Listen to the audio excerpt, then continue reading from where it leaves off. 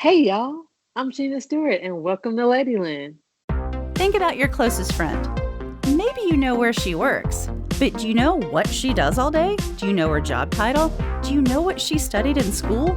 Turns out, I didn't. So, I made a podcast to find out. Welcome to Ladyland. I'm your host, Kim Baldwin. This is a conversation with women from all walks of life and different backgrounds. It's funny at times, serious at times, but always honest. This is Ladyland.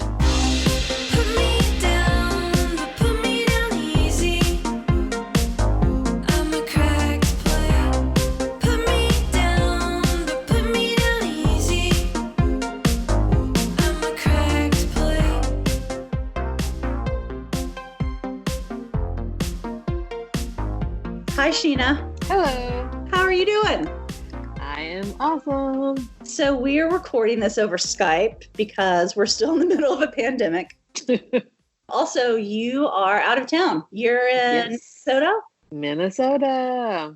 Okay. How's it going in Minnesota? It is awesome. I'm with my family, the first people that I have seen and been in contact with in 3 whole months. So that is crazy. Literally, that's it. Like, I haven't been anywhere. I've been one of those people, like crazy people that haven't been anywhere. I haven't either. Nowhere.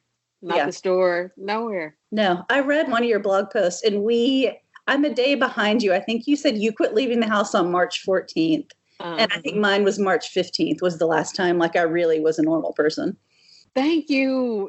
When I meet people, but talk to people like that, I'm like, it's not just me. Thank you so much. It's not just you. Okay, awesome. Okay, Sheena, I like to have my guests introduce themselves. You are kind of unique because we are going to talk about you kind of as a blogger and an important member of like online community and not about like your job title or where you work. So however you want to introduce yourself, maybe just the different things you're passionate about, your blog, however you like to introduce yourself in your creative life. So for me, I like to think of myself as the queen of vulnerability. I blog on Tuesdays. My blog is called Love at Any Stage. And on Tuesdays, I tell my truths in a segment called Truth Tuesdays. And that ranges from me talking about myself, my marriage, any aspects of my life. I tell people to be careful around me because you could become a Truth Tuesday topic. That is real life. I mean, I might change your name, but I will describe you to a T where they know that we're talking about you, Jerry. That's me. I'm just the queen of vulnerability. I also like to look at myself as doing a lot of community service. Every year for the past 6 years, I've done something for my birthday. 2018, I was able to do, and you participated in it, I was able to do a give back for my birthday where I selected 3 amazing women that I never met before until that day, and then give them makeovers, photo shoot, and a little party with some parting gifts. So I'm looking to, I don't know how we're going to do that this year, but I want to do something big. It just feels like this is the moment. Let's try to outdo ourselves this year. Yeah, I support that. I like watching what you do every year. And I've only known you the last couple of years, so I have not known the whole history of your birthday project. But maybe, I think we met through like the Goodwill style events, maybe in 2017, 2016 or 2017. 17, I think. 17. Okay. I lose track of time. Me too. Totally lose track of time. So in 2014, my birthday's in October. So 2014 in September, I got this idea of like, oh, I should do this give back for my birthday. And it was like a month before my birthday, but I was like, I'm going to do it anyway. So mainly it was just family and friends and me having to beg people to do it, which seems very odd. And then the years to follow, I had to like cut off my comment section because people kept trying to do it. So my birthday is October 21st. And the first couple of years, what I did is I sent out $5 to 20 people and assigned them a date between October 1st and the 20th. And on your date, let's say I gave you October 5th, you take your $5 on October 5th and you do a good deed. You can add to the money. If you don't have to, that's the whole point, that it doesn't take a lot to make someone's day. And then you can post about it on social media or not, but just shoot me a text saying what you did. And yeah, I thought like this is gonna be great, but I didn't realize how it was going to impact me. So for 3 weeks, I got a birthday present every single day, with people telling me what they did. Before that year was over, people were posting it on social media on their day, and then other people were commenting, "I want to do this next year. I want to do this next year." So the next year, I'm not sure how many people we had, but it was more than 20, and then the next year was more than that. I think I had 41 year, and I was like, I'm not rich, guys. So and then people were like, don't send me the $5. I can do the $5 on my own. So, yeah, I just started to assign people dates, and then it went from there. But on my actual birthday, I donate to a cause that is near and dear to my heart. It changes every year. But one thing that doesn't change, I go to the same hospital, St. Thomas Midtown, and I write out a handwritten note every time, stick some money in a card, and go to the labor and deliveries department. And I hand it to a nurse, and I say, can you give it to a family that has a child born today on my birthday? So the nurse that I knew, she last year when I went, she was no longer working there. So I had to build a rapport with the new person. But yeah. So I'm wondering where you got this community service bone. Where did you learn this? Where did you hone this skill? Because not everybody, obviously, not everybody does stuff like this. No, I don't know. My mom is a giver. So I'm pretty sure that's where I got it from. I guess the foundation of it is just to watch her give. And when we grew up, ironically enough, I'm in Minnesota. So when we moved to Minnesota when I was in 7th grade, and so it's just me, my mom, and my brother. 7th grade, so my brother was in 1st grade, and kids are a whole lot nicer in 1st grade than 7th grade. It was just a total culture shock. My high school had, I don't know, 400 people if we're rounding. My graduating class had 80 something, and then to go to a middle school where it was thousands of kids, it was just a lot for me. So that Christmas we had moved from the small town to Minnesota, and I remember we got these gifts, and I'm like, where did these gifts come from? And I've always loved basketball, and I had the basketball, and I was dribbling. I'm like, where did these gifts come from? This is odd. And so my mom told me we got it from the angel tree. And I still remember this. I can picture it now in my in my head. I had the ball and I was bouncing and I threw it's like a bad after school special. I threw it and I was like, but we're not poor. And I threw the basketball and then I ran out. I ran out the door of the apartment, and the apartment that we lived in was it was like a hotel. So when you run out, you're running out into a hallway. And so I ran out to the hallway, and then I took the elevator downstairs, and I went and sat in my mom's car. And then I was just like, but we're not poor. Why do we get these things from these people? Because we're not poor. So fast forward, once my mom had been in Minnesota for a while and established, so she gives back now every year for Christmas to different families. But she's been like that even before, even in the we're not poor phase, she still was a giver. So she really is now. That she's more established. So yeah, that would be the foundation. So I just took that and then just spun it. And I'm really into birthdays. Birthdays are the best because you don't have to share them with anyone. And then I had twins, so they do. We're gonna figure that out. But you don't have to share. It's like your personal holiday. So that's where I just took it up a notch. I feel special on my birthday, so I want other people to feel special as well. What a really nice legacy from your mom to you. And I assume to your daughters. That's a really nice thing to be known for in your family. Yeah, so either they're really going to love it or really going to hate it. I'm going to say love it, but I've already signed them up to do the same thing that I do. Instead of going to the hospital that I go to, we're going to go to the hospital where they were born. And probably not this year. I probably have to do it by myself. But the years to follow, then they will come with me, and then we'll gift a card and some money to a family that has a child born on their birthday. So you blog. I love your blog. I love the Truth Tuesday. Man, I love them so much. And I was glancing at it today. I always read them when they come out, but I rarely go back and see how many comments you get.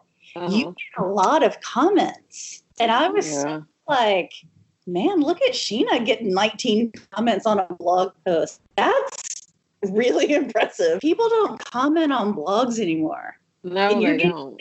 20 comments a blog post? Good job. I know my last one, I sent it to my brother to read, and someone commented, I've been waiting for this. And then he texted me back and he was like, this is crazy to me. Like, why are people waiting? I'm like, did you not read what I wrote? What do you mean? Why are people waiting for this? Man. He's So younger. Say no more. I'm just curious. Where do your readers come from? Like, do they come from social? Like, do you post on Instagram or Facebook and bring them to your blog? Or they have been readers of your blog probably the whole time? Well, they come from social, but I like meet them on social media, and then you can tell people who, they see a blog post that sparks their interest and they're going to read it. Great. And then there are some people, it doesn't matter what I write about, they're going to read it. Might not necessarily be their thing for the week, but they're going to read it, and they might not comment on the blog, but they usually send me a DM and say something like, "Hey, I'm sending this to a friend," or "That hasn't happened to me, but I'm glad to know that I have, your blog to refer back to if it does." So yeah, I post on social, and I feel like I have like a little community on there. Yeah, it looks like you do. That's just, for anyone who doesn't know, that is really hard to do on the internet in 2020. Like, you have pulled something off that is really hard to do. Oh no, the one last week, that was like really crazy because I just kept getting emails from WordPress, and it's like, your stats are booming, your stats are booming. And I went and looked, and I'm like, how did I get this many views in a day? It was insane. Was that the one on your school, Union City? Yes. Man, yeah. Yeah. I don't know what your emotional bandwidth right now is for talking about racism, but do you want to just like give a synopsis of what that blog post was about and your just kind of personal philosophy of speaking truth to power? And Yeah. So I come from a really small town in West Tennessee called Union City. It's 10,000 people. And I am an elder millennial, which means I'm old. But it just means that I was born in the early 80s and grew up in the 90s and graduated high school early 2000s. That's my spiel. So I just have to say that because it's like, well, why didn't you post this on social media? Didn't exist? Okay, there. So just growing up in a really, really small town, I just talked about 3 of the educators, administrators that I encountered that, we're talking about police brutality and, things. And for some people, that's too heavy for them and they detach themselves and like, well, if you just comply with the police, then those things won't happen to you. So it's breaking it down like, hey, as a child, these things happen and this is also racism. So it's just, my freshman year going into, high school and asking my principal, hey, I haven't heard anything about a Black History Month program. Are you putting one together? Do you need help? Can I help? Like, I would love to help. And for him to say, oh, you asked me too late. We can't have one. Well, it shouldn't be me asking you too late. There should already be one. And then what is too late? Because February is a whole month. And I'm pretty sure I didn't ask you in February. Like, even if it was March 1st, then, we can still do it. That's okay. It's never too late. But the fact that he told me that we couldn't do it, but he said that we could put posters in our library. And the library was like, you had to like go down steps to like see. You couldn't just walk the halls and see the posters. You had to go down there to be actually, able to see the posters. So that was a way to like, okay, I'll make her happy. She can just go stick the posters down there and no one's going to see it. And then boom. But he was out after that. I had 3 principals during my 4 years of high school. And I'm pretty sure it's crazy. And I'm pretty sure all of them were like, I'm sick of this girl. Like, she's terrorizing us. She's always in the principal's office for something. So yeah, the next year is like the second week of school. I'm like, hey, you were the assistant principal last year. You're the principal this year. Can we do something? So we were able to do I was able to do a program my sophomore and junior year. And then my senior year, they actually did one in my honor. So I was like, just sit down and we'll do this. You can be honored. You can like have your family come. And so that was nice. So that was one. And then I talked about another teacher. It was like a t-shirt for one of our school dances. And it just had like a white couple on there, white, faces on there. I'm like, hey, there are Black children that go to school here. Why aren't we represented? And he said, well, the student council came up with that. And I'm like, yeah, that's why Black children should be on the student council. And then he gave me this whole big thing about, trying to make up a reason as to why we weren't, which they weren't good reasons. And then he started to cry. Yeah, he started to cry and tell me he wasn't racist, and I'm like, but nobody called you racist. Also, Odd you that were a you teenager? teenager, yes, teenager. That's the thing with all of this. I'm like, I was in high school like a legit teenager. So then, yeah, next time just make sure it's more representative. And then I think it was the prom, and yeah, it was prom, and they had like a limo. There was like a couple, like a black couple, like out of the sunroof, and then like a white couple, like out the side windows. And he got came up to me. He was so proud. He was like, "Here's a shirt." I'm like, "That's awesome." And then he tried to give me one. I'm like, "I don't even like t-shirts. It was just the principle. Like, I don't want the t-shirt, so you can keep it." And so there you go. And then the last one is just our guidance counselor. She was just really not, she just didn't help people. She was probably the one that got the most traction in the comments on Facebook, but she just did not help people in getting scholarships and made people feel like they weren't worthy of certain, aspirations in life. And then on the same vein of scholarships, I talked about going to an interview for the Rotary Scholarship. I matched up on paper. I had the grades, I had the extracurricular activities, all of that, and I get through, and all of the white men are smiling, and this is great. I'm like, yeah, I got this money in the bag, and they're like, any comments? And I'm like, you need this money for school? Because we're still not poor, but you need this money for school. But I just had to speak out. And so it's just like, okay, listen, this town, this school system, everything is racist. I went to like a Lifetime movie from the 90s, and I was like that one girl in town. That was me. And so I just went full, just gave it to them, and their faces just dropped, their jaws like were like on the floor.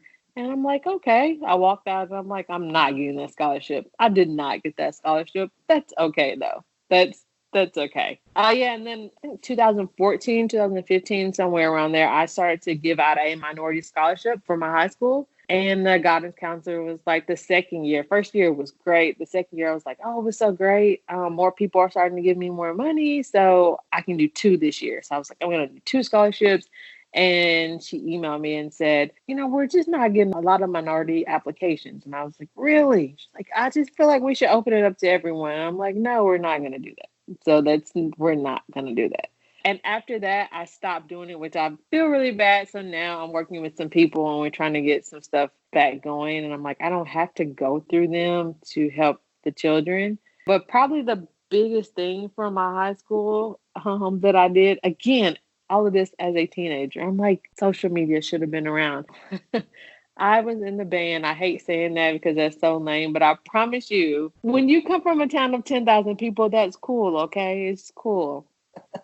So, ironically enough, we were coming to Murfreesboro for like a big band competition. So we had like the chartered buses and like when a small town like that, it's very segregated. So all of like the Black students were on bus 3. I don't know who deemed that to be like that. That was just how it was.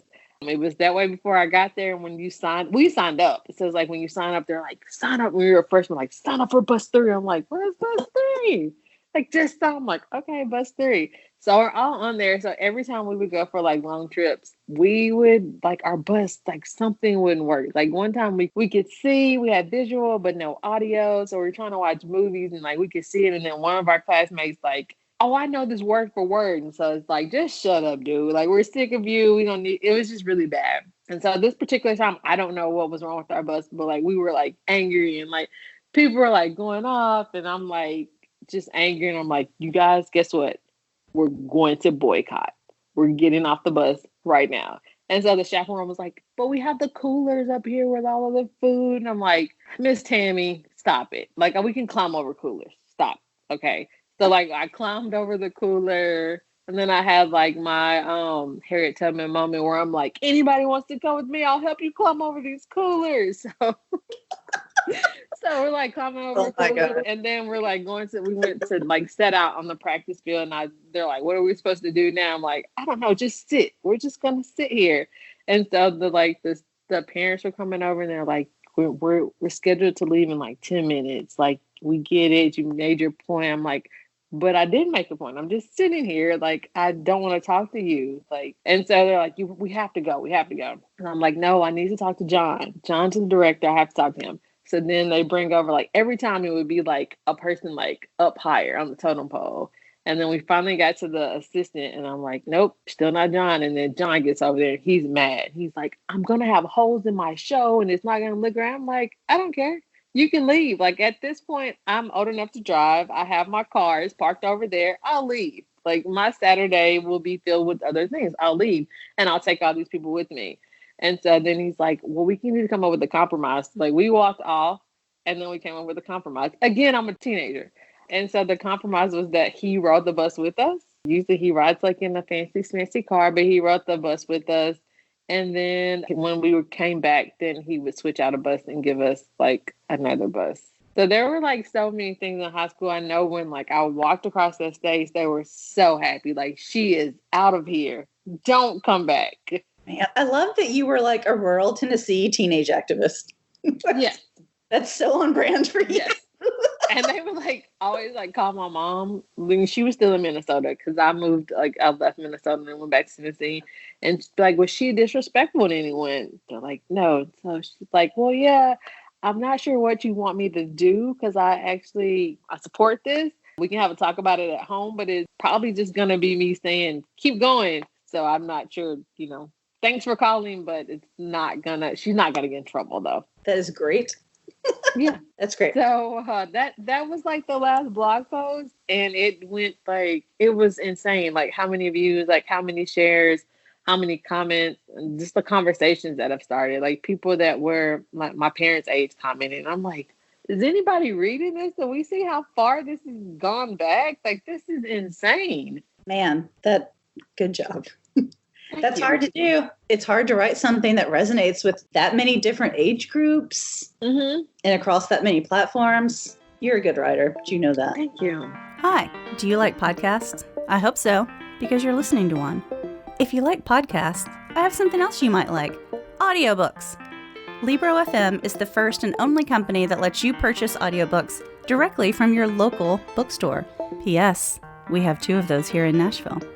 You can pick from hundreds of thousands of audiobooks. If you're new to audiobooks, they're the perfect way to get more books into your busy life. Listen during your commute, while doing chores, or just relaxing at home. All you need is a smartphone and the free Libro FM app. Ladyland listeners, you get a special offer. 3 audiobooks for the price of 1. That's $14.99 with your first month of membership. Use the code Ladyland at checkout. For more information, visit ladyland.show/Libro. It's really easy. You're very good at writing vulnerability, and you do it in such a boundaried way. And I like that. You can sometimes tell when someone's had a lot of therapy because they're able to be really vulnerable in a way that's still emotionally safe for them. And I can recognize you doing that, and it's just always nice to see. Do you have a lot of friends that go to therapy? Especially, like, do you have a lot of Black women friends that go to therapy? Yes. I have a lot of people who I like make a joke that I should be able to partner with some therapists and be able to get a kickback, because there are so many messages that I get and people are like, I want to go. I'm so scared. And I can tell where they are. So I will send them this message that I have now, that I'm not a healthcare professional. We want to say that first. And then just, hey, this is where you can go. And then I can just tell like what level they're on. I'm like, they're not going to go for a couple of months. And then they come back, a couple months after that, and they're like, hey, I went to this website and and I'm like, okay, let me give them the second part. And so, people message me and I'm like, oh, they want to go, they're going to go next week. They're calling as soon as I send them this. And then they always circle back around and say, hey, I was so scared. Like, I went and it was amazing. So I have a lot of people who have gone and they tell me, and it's not in my head. Like, they tell me I went because of you. And sometimes it's the most random people. I'm like, you weren't already going? That's not the point. That's not the point. Okay, you went. Like, that's amazing that you went. And yeah. And they're like not only women, but men as well. I'm going to leave like the topic of motherhood alone, because that's not my lane. Like, I can't really speak to that very thoughtfully. But because we're both bloggers and internet people, I did want to ask you just about like social media with the girls. Like, do you have thoughts on that? Or just what is that experience like of having to decide how much of them you'll put on your social media or your blog I just know that you've probably thought a lot about this, and I'm curious. Yeah, and because they are twins, I posted, a couple pictures of them in their 9 months, and I've had a couple people reach out to, a couple brands reach out to me, and they're like, "Oh, came across your blog, came across your feed. It's amazing. We'd really love to work." And it always confuses me because I'm like, "So, did you read the one blog post where I said I was pregnant with twins?" But that still I didn't talk about being a mother because they weren't here yet. So I'm so confused. Or did you just see like the 3 pictures that are on my feed of them? It was really weird. And they're like products that I don't use. So I'm like, hey, I don't use these products, so that's not gonna work.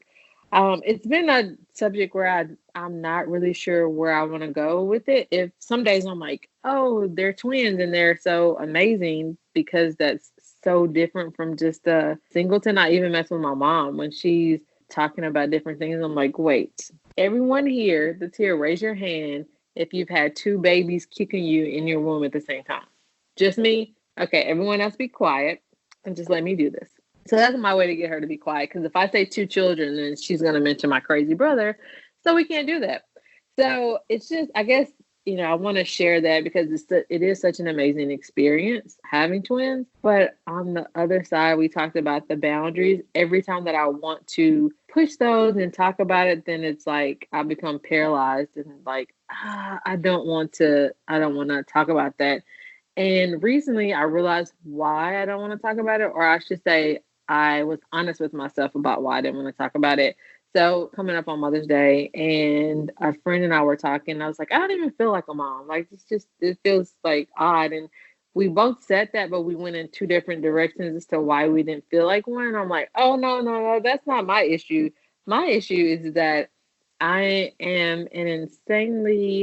really, really big on being an individual, being, Sheena, which is why I didn't change my last name. Why it's like if someone's asking me about me, then we need to talk about Sheena. It's me. And I have different facets of myself, but it's still first me. So a lot of times when, let's say someone goes missing, they're like, a Texas mom went missing. And I'm like, but what else was she? Do we have some other identifiers that could really help us help us identify this lady and find her? So that's just always the go-to. So if I don't talk about it, then it doesn't exist, which is probably not the best thing, but that's where I am right now. So I can admit that. So yeah, for me is I don't like to talk about motherhood. So if I don't talk about it, then you can't push it back on me. And, because I haven't talked about it, which is why on Mother's Day, if people didn't text me Happy Mother's Day, then I'm like, great, I'm going to keep you around because you didn't acknowledge that I am one. I love that about you. That is a really helpful thing to hear.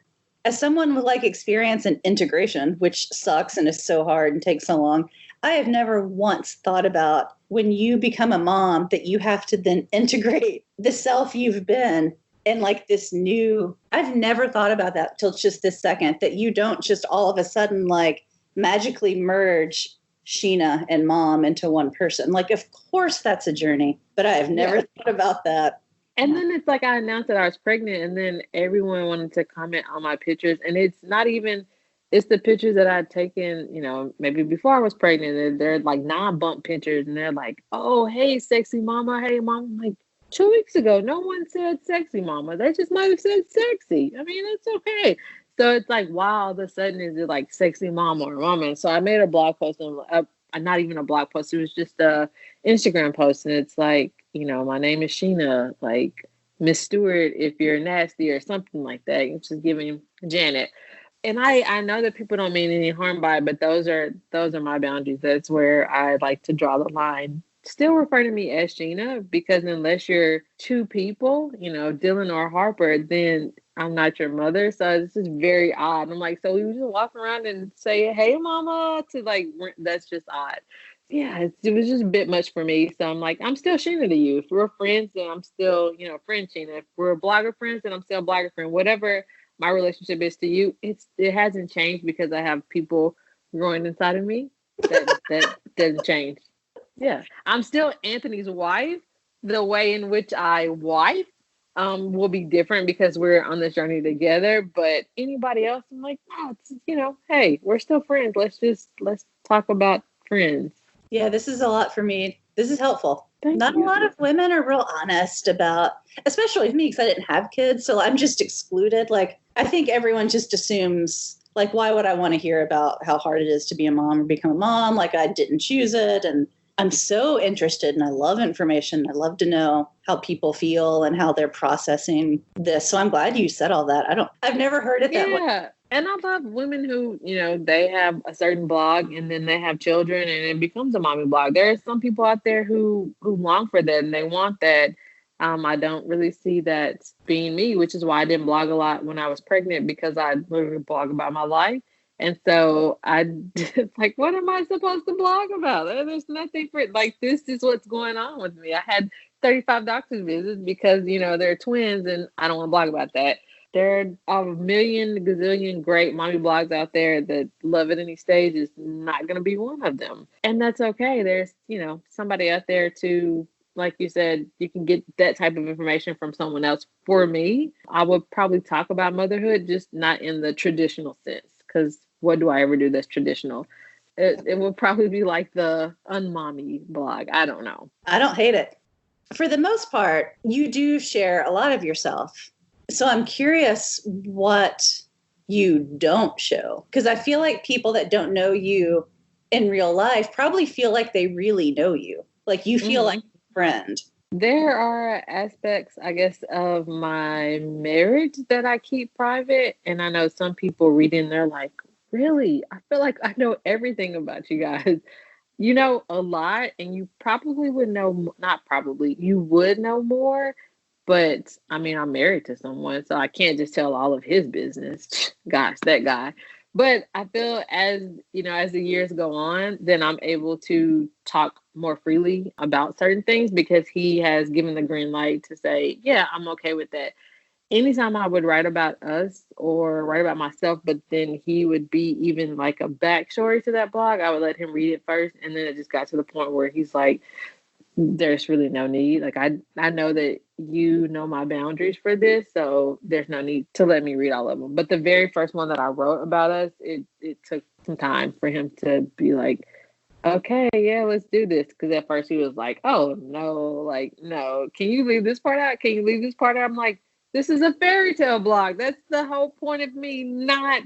Like, that was the whole point of me starting the True Tuesdays, because I got tired of people saying, you guys are so perfect. And I'm like, who? Where? What? Those people don't exist. So that's why I wrote the first True Tuesday. But then when I let them read it, it's like, you're so happy about like something. And then you're watching the other person's face. And I'm like, oh my goodness, this is not going well. And we're in public. Why did I let him read it? But I was like so happy about it. And yeah, a couple of days later, we were on the same page, but it took a while to get there. So I would say some parts of my marriage, and then I feel parenting, but not me being a parent, because I'm only 9 months in and they can't tell me when I messed up. Not yet. But I would say parenting, like my relationship with my parents, I would probably give a whole lot more. I wrote a blog post and it talked about the price of freedom. And if I could just be absolutely free, then, without having to think about other people, then what I would write. So I would say parenting. My parents, that would probably you would probably get a whole lot more, because I would like to give like my origin story about like why I am the way I am. But that comes from, largely to do with my parents. But then it's like, oh, how do I shine this in a light where, they're okay, after reading this? Yeah, I feel that. Okay, Sheena, we're going to move into some rapid fire questions. These are very serious. They require deep thought and contemplation. I hope you're ready. Okay. What is the first thing you're going to do in a post-vaccine world when we can go back to normal and do things again? Oh, get drunk. Like not at home. No, just like out and about and just relive like college drunk, which means I'm out like in the world. Yeah. I wish everyone could see how vigorously we all just nodded like you said college drunk. Yes. Yes, I felt that very deeply.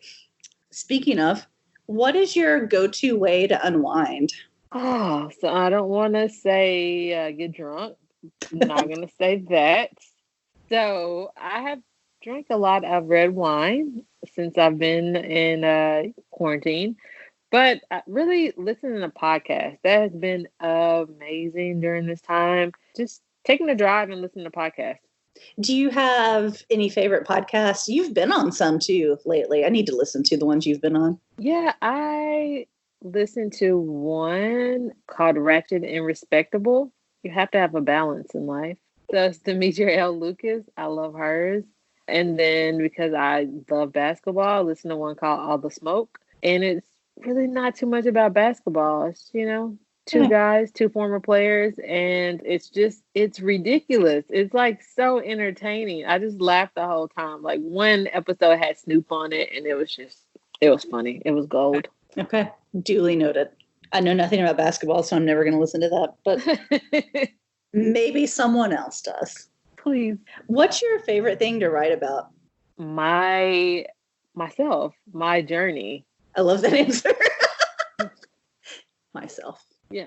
Okay. What is something you think people are the most surprised to learn about you? That I am, which hopefully they got it from this podcast, but I'm very funny. I'm like very witty. I have like a lot of one-liners, and I feel that in my writing, I'll try to put that in my writing, but sometimes there's heaviness because I'm talking about feelings, but I always tell people check out my Insta stories because I'm usually talking about Anthony, and it's, if you didn't know, it's like, does she really want to be married to this guy? Because I can't tell.